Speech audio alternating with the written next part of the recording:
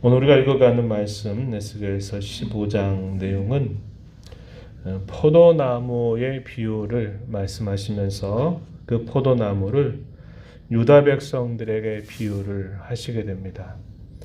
그래서 그 포도나무의 가치가 과연 어디에 있느냐 그것을 말씀하시고, 그러나 그런 가치를 가지지 못하게 된다면 그 나무는 땔감에 지나지 않게 될 것이다. 이런 말씀을 통해서 당시에 이 유다 백성들의 모습을 말씀하고 계심을 확인하게 됩니다.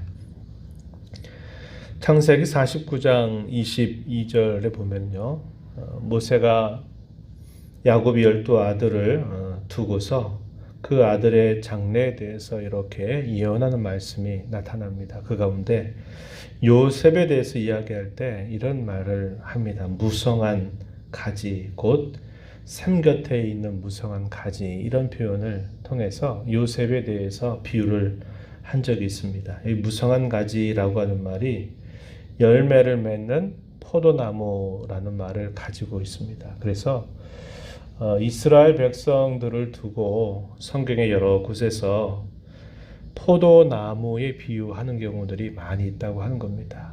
우리가 잘 아는 요한복음 15장에서 나는 포도나무에 너희는 가지다 라고 하는 이것도 좀 더 이 포도나무 비유에 대해서 좀 더 구체적으로 들어가서 하나님과 그 백성 사이에, 오늘날 신자가 된 저와 여러분 사이의 관계를 예수님 말씀하시기도 하시고, 또 예수님이 천국에 관한 비유를 말씀하실 때에도 이 포도원 비유를 통해서 또 말씀하신 바도 있다는 겁니다.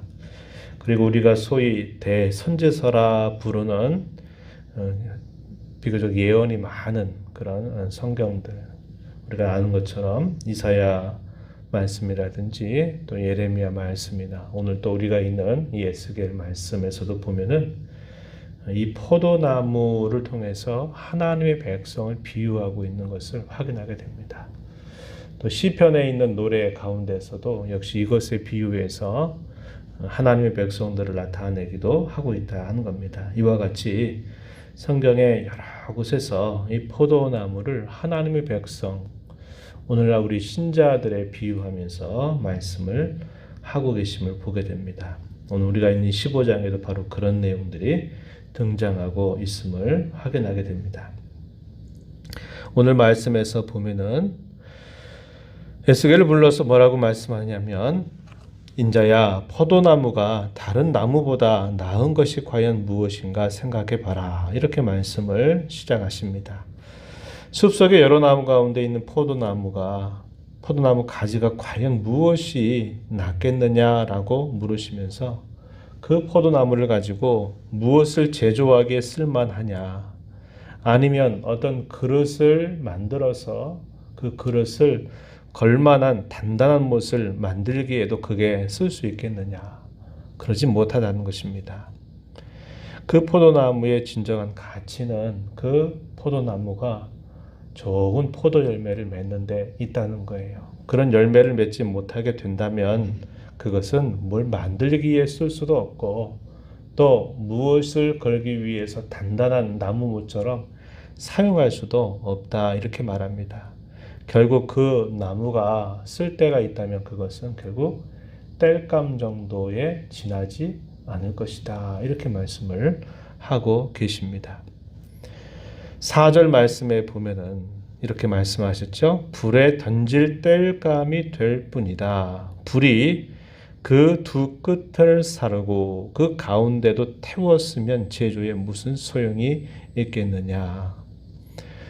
그 두 끝을 살랐다, 그 가운데도 태웠다, 이게 뭘 말할까요? 당시에 유다 백성들이 처해져 있는 역사적인 상황을 여기에 빗대어서 표현하고 있는 것으로 봅니다.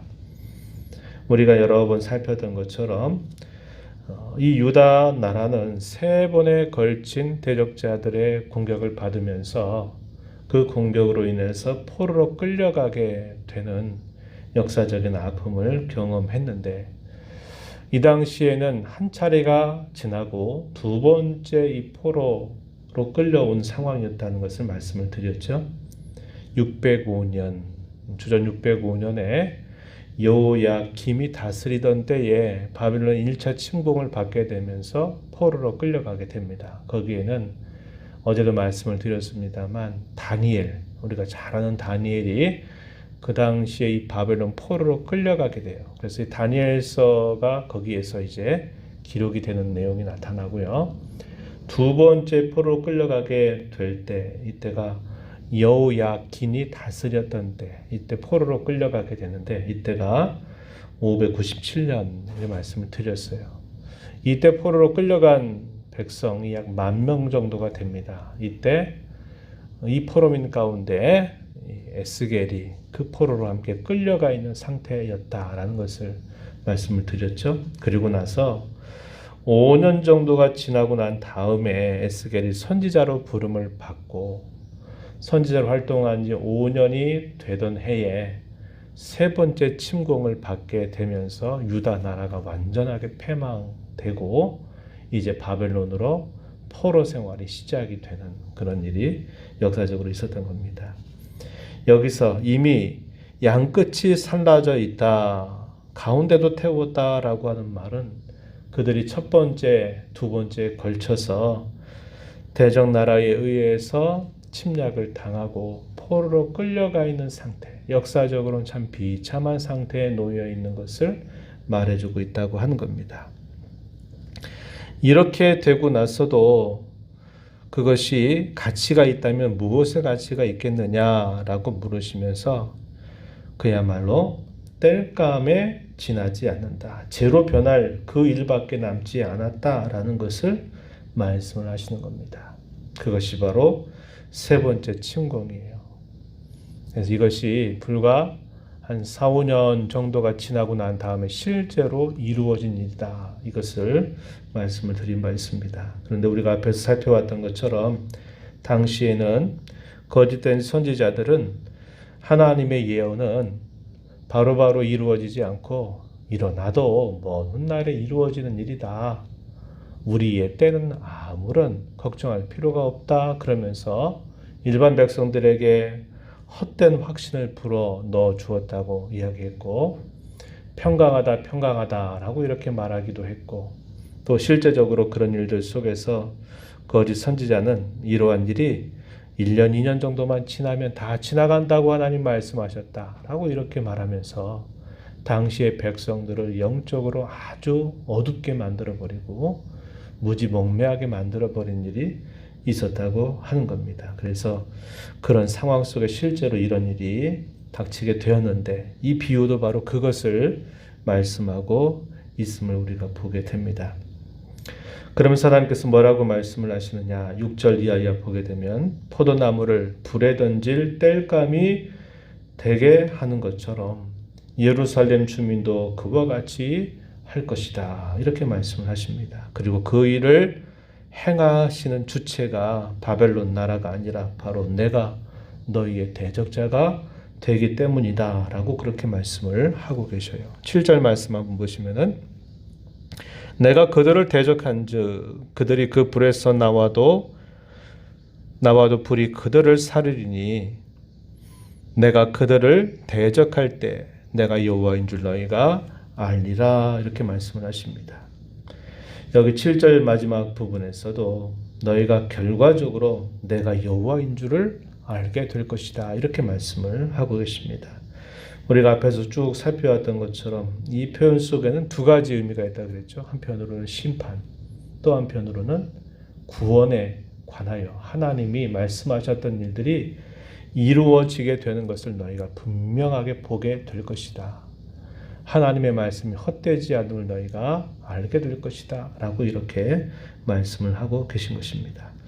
이렇게 된 이유가 무엇인가? 그것은 범법함을 인해서, 하나님의 말씀을 떠남으로 인하여서, 하나님을 향하여 대적함으로 인하여서 이렇게 된 일임을 분명하게 말씀하십니다. 8절에 내가 그 땅을 황폐하게 할 것이다. 왜냐? 그들이 범법함 때문이다 라고 말합니다. 하나님의 말씀을 떠나고 하나님을 대적하고 배교하고 온갖 우상 숭배에 젖어서 하나님을 거역한 그 결과가 그렇게 되고 말 것이다 라고 분명하게 말씀을 하시고 이러한 일이 내가 그냥 하는 말이 아니라 이 말은 반드시 이루어진다라는 것을 보증하시기 위해서 하나님 자신의 이름을 인치시는 내용이 마지막 부분에 표현이 됩니다. 나 주 여호와의 말이다. 이렇게 말씀을 하시게 됩니다. 이사야서 5장에 보게 되면은 이 포도나무 비유가 등장하는데요. 이 포도나무 비유를 통해서 뭐라고 말씀하시냐면 하나님께서 그 백성들에게 참으로 온갖 정성을 쏟으시고 또 모든 환경을 만들어 주셨다고 이야기합니다. 아주 좋은 곳에 망대를 세워서 그곳에다가 가장 값비싼 극상품 포도나무 열매를 심고서 그 열매가 기다리도록 잘 농사를 했는데 나중에 가서 보니까 아주 맛있는 포도 열매가 맺어지는 것이 아니라 흔히 어디서든지 볼 수 있는 들포도나무, 맛이 없는 들포도나무를 맺히게 되었다라는 것을 말하면서 이스라엘 백성들이 하나님 앞에 어떤 모습으로 서 있는가를 말씀한 바가 있습니다. 그러면서 그들에게 원하시는 참 포도나무의 열매를 뭐라고 말씀하냐면 의와 공평을 이루는 것이다 라고 말씀을 하십니다. 그것은 하나님을 그들이 유일하신 참되신 하나님으로 섬기면서 하나님께서 그 백성들에게 주시는 말씀을 늘 그들이 잘 듣고 순종하는 삶을 통해 그들이 살고 있는 모든 사회, 그들이 살고 있는 모든 곳이 의와 공평이 충만한 그러한 사회가 되기를 하나님은 바라고 계시다. 이렇게 말씀을 하신 것입니다. 오늘날 우리에게도 마찬가지죠. 하나님께서 저와 여러분을 하나님의 자녀로 부르시면서 기대하시는 것은 하나님만이 우리의 진정한 경배의 대상임을 우리를 언제나 기억하고 하나님께서 저와 여러분에게 주시는 말씀을 언제나 들으면서 말씀의 길에서 떠나지 않도록 우리 자신을 잘 살펴서 순종하는 데 있으며 그 일을 통해서 우리가 살고 있는 모든 삶 속에서 거룩한 열매, 의의 열매, 공평의 열매를 잘 맺어가는데 하나님이 저와 여러분에 대한 분명한 기대가 있음을 말해 주는 겁니다. 늘 말씀을 나누지만은 일과 사건이라고 하는 것은 때가 되면 지나가게 돼 있어요. 어떤 어려움이 우리에게 온다 하더라도 그 어려움이 긴 시간을 가질 수 있고 또 그것이 우리에게 여러 가지 많은 영향을 줄 수 있겠지만은 그러나 때가 되면 그 모든 일들은 다 지나가게 됩니다. 우리에게 남는 것은 그 일이 과연 우리에게 무엇을 남겨주었는가 하는 것인데 거기에 바로 이러한 신앙의 열매, 하나님께서 기대하고 바라시는 그런 열매들이 맺어지기를 하나님 언제나 기다리고 기대하신다는 것을 우리는 기억해야 한다 하는 것이죠. 1년 반이 넘는 이 코로나 시대를 우리가 겪으면서도 이 끝이 과연 언제 올 것인가 장담하기 어려운 상황을 우리가 맞고 있습니다. 그러나 이것도 분명히 때가 되면 지나가게 해주실 거예요. 그럴 때 과연 우리에게 무엇이 남아야 되겠느냐? 그것은 하나님께서 바라시는 이런 거룩한 열매. 또 다시 또 이렇게 말씀을 드리자면은 우리의 성품이 하나님의 성품을 닮아가는 그런 열매들이 맺어져야만 된다 하는 겁니다. 이것이 없다면 우리가 이 세상 가운데 드러낼 수 있는 가치가 없다는 것을 언제나 기억해야 하겠다는 것입니다. 오늘 저희 이 말씀을 통해서 생각하는 것은 바로 이것입니다.